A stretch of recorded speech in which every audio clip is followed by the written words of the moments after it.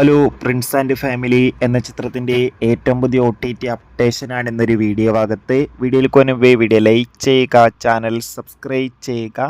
May മാസം അങ്ങോട്ട് ധാരാളം ചിത്രങ്ങൾ OTT റിലീസ് ചെയ്യും. നമ്മുടെ ചാനൽ ഭാഗം പരിശോധിച്ചാൽ നിങ്ങൾക്ക് ആ വീഡിയോയ്ക്ക് കാണാൻ വേണ്ടി സാധിക്കുന്നതായിരിക്കും.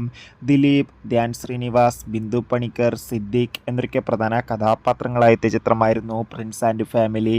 ചിത്രത്തിന് അത്യാവശ്യം ഒരു വിജയം സ്വന്തമാക്കാൻ വേണ്ടി സാധിച്ചിട്ടുണ്ട്.